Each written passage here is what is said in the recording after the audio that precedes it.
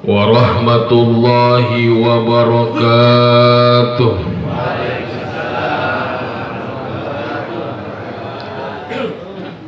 A'udzu billahi minasy syaithanir rajim. Bismillahirrahmanirrahim. Alhamdulillahilladzi ja'alal mauta wal hayata liyabluwakum ayyukum ahsanu amala. Wassalatu wassalamu ala sayyidina Muhammadin sayyidil Mustafa wa ala alihi ahli sidqi wal wafa, amma ba'du. Faqad qala Allah ta'ala fi kitabihil mubin wa huwa asdaqul qailin. A'udzu billahi minasy syaithanir rajim. Bismillahirrahmanirrahim. Wa ma kana li nafsin an tamuta illa bi iznillahi kitaban muajjala.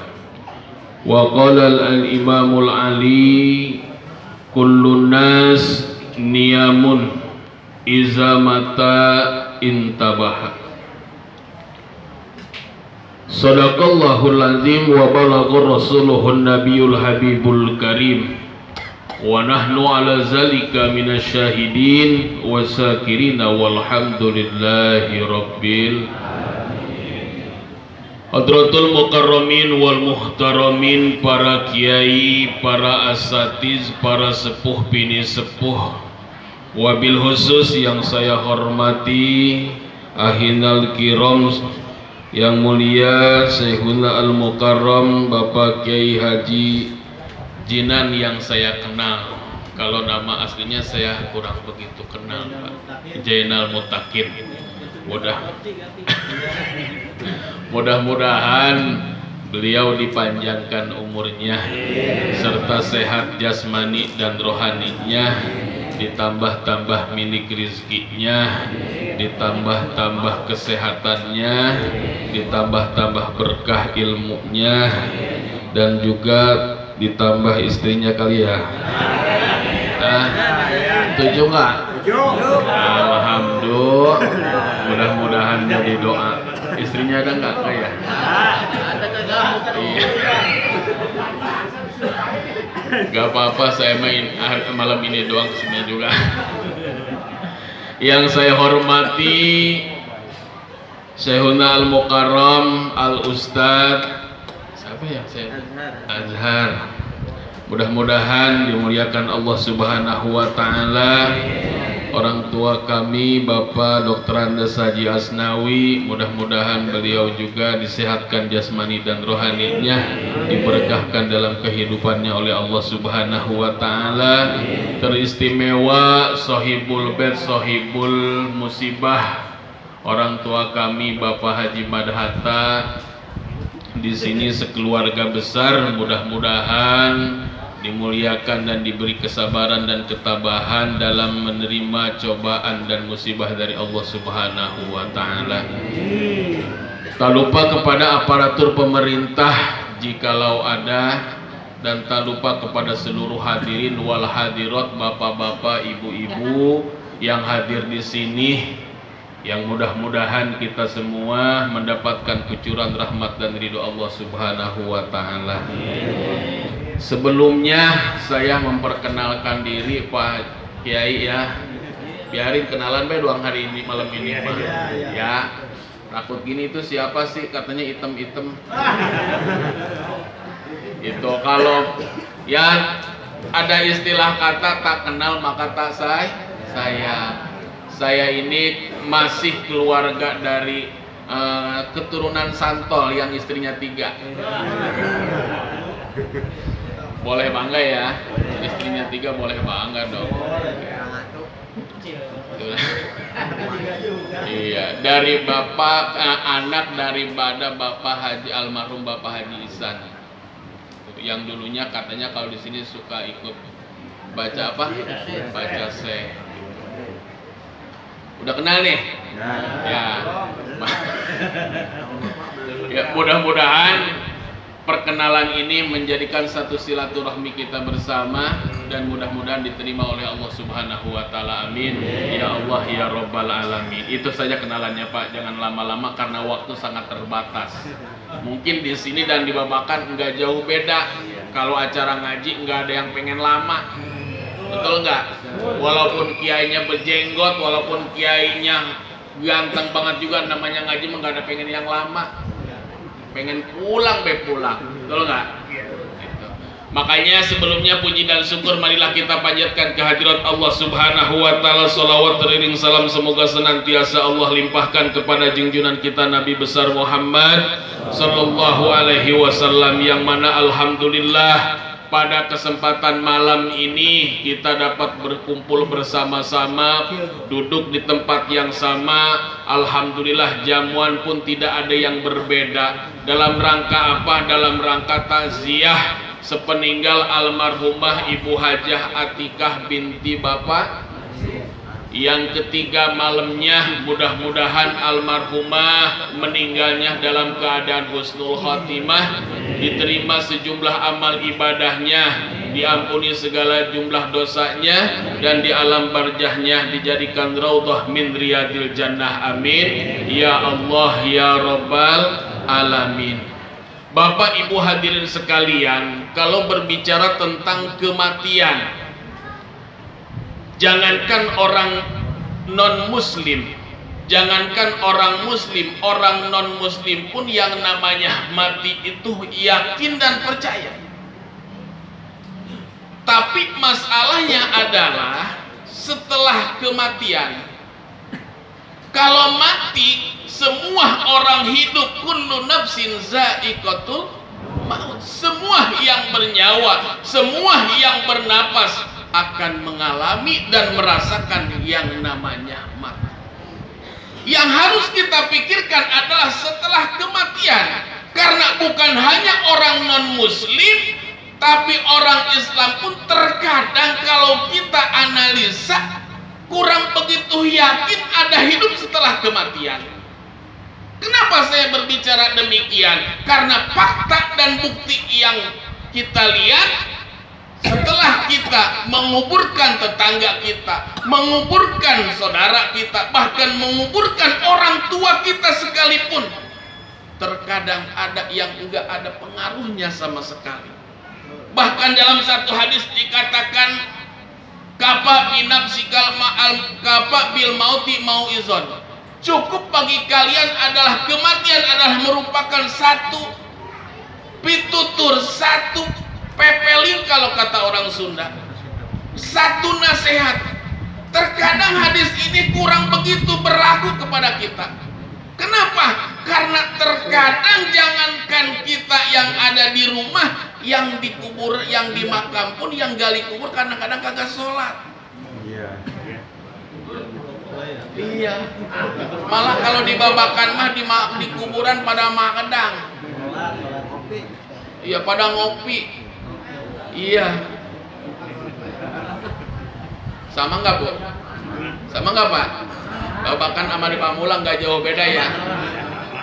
Iya, berarti kurang ada pengaruhnya itu. Nah, justru kata Sayyidina Ali menyebutkan bahwa kullun nas niyamun, semua manusia adalah tidur. Iza mata intabaha, ketika meninggal maka dia akan bangun. Kita semua hidup di dunia ini bagaikan orang yang sedang tidur.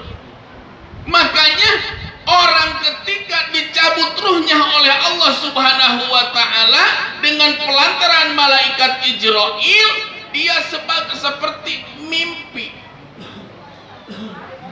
Mimpi apa? Mimpi dipandiin. Nauzubillah min. Kalau kita mimpi dipandiin, kita dipandiin sama tetangga kita, dipandiin sama anak kita. Kita menjerit sebedas-bedasnya, sekeras-kerasnya kita menjerit kepada orang yang sedang mandiin kita. Tapi dia dengar kagak Pak? Kagak. Habis mandi kita dibawa, dibungkus Mimpi kita dibungkus. Setelah dibungkus rapi, kita dibawa ke masjid, ke musola. Mimpi kita dibawa ke masjid pada digotong sama tetangga, pada digotong sama temen. Makanya kita dengan adanya kematian ini supaya jadi nasihat kepada kita yang kurang mau sholat supaya mau, yang kurang rajin sholat supaya rajin sholat. Karena yang kita pikirkan selama ini adalah hidup enak, punya mobil mewah, punya rumah megah, punya istri 4. Itu ya? Hah? Yang ada di pikiran lanang itu, punya mobil mewah, rumah bertingkat-tingkat, istri 4. Pengennya kalau orang takut gitu gak Bu? Itu Bapak Mandor Saidi juga bukan orang pengen.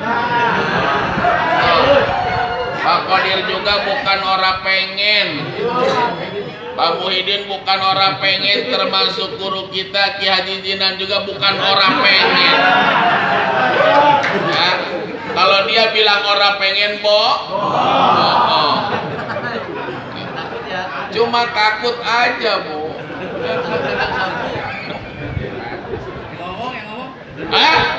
Yang ngomong orang usah ngomongin. Iya. Ada satu keterangan, salah satu tanda kiamat itu ketika suami takut sama istri. Bener itu, boleh ditanyain sama Pak Kiai itu. Ya, tanda-tanda kiamat sudah dekat itu ketika suami takut sama istri. Iya, barangkali sama kayak diobakan begitu Bu. Sama nggak? Ya. Ya makanya selagi kita hidup, cepatlah kita beribadah, sholat sebelum kita disolatin. Betul nggak? Sholat di belakang imam sebelum kita sholat disolatin di depan imam. Mau disolatin depan imam? Makanya kalau memang kita kagak mau disolatin di depan imam, cepatlah. Selama kita diberikan kesehatan, diberikan hidup oleh Allah Subhanahu wa Ta'ala, manfaatkan untuk melaksanakan tugas. Yang paling utama kita hidup di dunia ini adalah untuk melaksanakan ibadah kepada Allah Subhanahu wa Ta'ala. Karena tidak ada penyesalan yang sangat disesali oleh si mayit ketika dikubur itu, yaitu ketika hidup membuang waktu, ketika hidup tidak memanfaatkan waktu untuk dipakai ibadah kepada Allah Subhanahu wa Ta'ala. Waktu johor kagak sholat johor, asar atau ketinggalan terus, maghrib juga atau kecapean, isya apalagi ngantuk, subuh kesiangan, semua terus tiap hari seperti itu. Ketika dipanggil oleh Allah, ketika dijemput oleh malaikat Ijrail, orang tersebut akan menyesal dan penyesalan tidak ada gunanya. Nauzubillah min dzalik.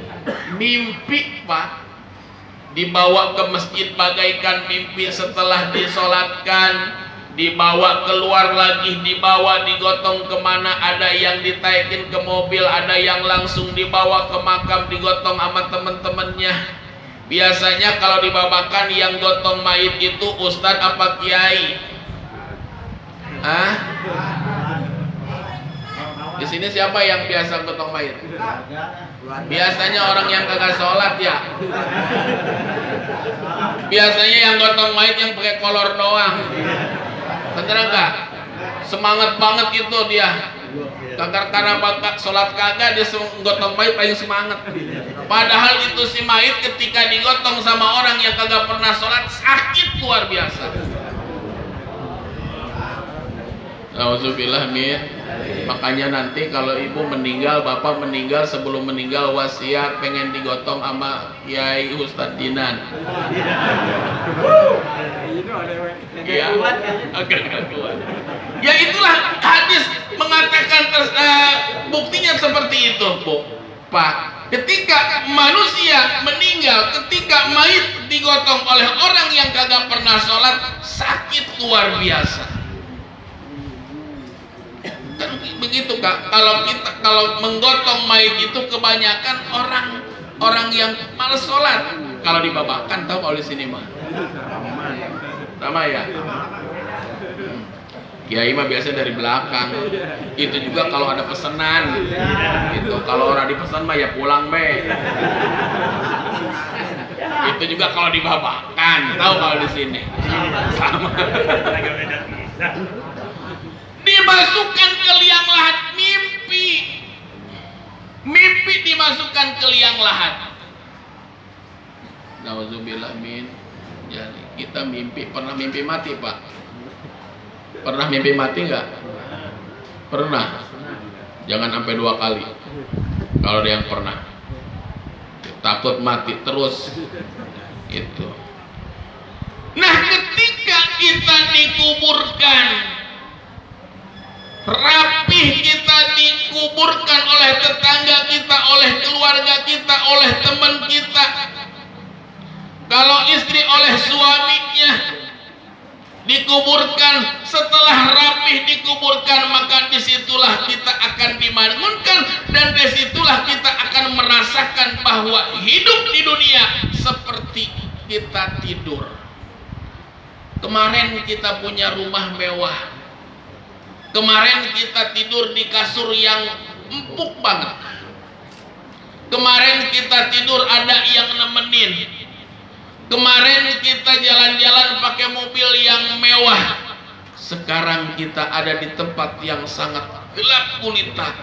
Ternyata inilah yang dinamakan mati. Bahkan pada saat itu pun kita belum sadar bahwa kita itu mati beneran. Nah, ketika Allah mengutus malaikat yang diutus oleh Allah Subhanahu wa Ta'ala, sebelum malaikat Munkar wa Nakir, maka disitulah ada yang namanya malaikat rahmat, ada malaikat yang berjirim, yang seluruh amal perbuatan kita dibuktikan, diwujudkan oleh Allah Subhanahu wa Ta'ala. Assalamualaikum. Waalaikumsalam. Kalau kita waktu hidupnya ibadah, mati husnul khotimah, yang datang ke kita adalah makhluk Allah yang luar biasa ganteng. Puasa kita ikhlas, puasa akan berbentuk makhluk yang ganteng. Salat kita ikhlas diterima, salat kita akan berbentuk makhluk yang sangat ganteng. Sedekah kita, semua yang kita lakukan dengan dasar hati yang ikhlas dan ridho, diterima oleh Allah Subhanahu wa Ta'ala. Itu semua akan menjadi teman kita di alam kubur nanti. Amin ya robbal alamin. Makanya al-kubru sundukul amal. Kubur itu adalah petinya amal. Ketika kita mati, ketika kita rapi di kubur, maka kita buka peti amal kita. Faman ya'mal misqala dzarratin khairan yarah wa may ya'mal misqala dzarratin syarran yarah. Baik, jelek, sekecil apapun kebaikan kita, sekecil apapun kejelekan kita, pasti akan terlihat. Kita sedekah jariyah 10.000 pasti ketemu. Kita sedekah 50.000 pasti ketemu. Kita sedekah 2.000 pasti ketemu. Ada yang sedekah 2.000 di sini? Ada. Di Babakan mah itu kotak kalau dibuka 2.000 semua. Tahu kalau di sini mah. Kalau saya lihat status Bang Mandor sih nggak ada 2.000-an. Cepean gocapan semua. Itu kalau di Babakan itu kotak masjid sebulan sekali dibuka semua 2.000. Itu. Amin ya robbal alamin. Itu segitu ke Pak. Jangan takut, pasti ketemu. Biasanya kan kita ikhlas banget sedekah 2.000 ya. Sampai kita dikutel-kutel kita bejak-bejakin. Masukin ke kotaknya juga saking malunya. Itu malu itu tandanya ikhlas. Cuma sayang cuma 2.000. Tapi jangan takut, walaupun 2.000 perak pasti ketemu Pak. Itu makanya si mayit akan merasakan penyesalan ketika waktu hidup sedekah 2.000.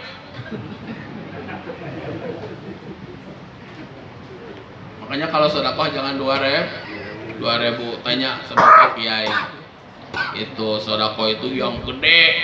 Karena semakin besar, semakin gede itu sedekah, semakin terang kubur kita, Pak. Kita sedekah 1 juta terang banget. Tapi kalau kita sedekahnya 2.000, spaning. Iya, 5 watt ngekit. Iya, ngeriap itu. Tapi lumayan ngeriapnya ya, daripada gelap mah. Memang seperti itu.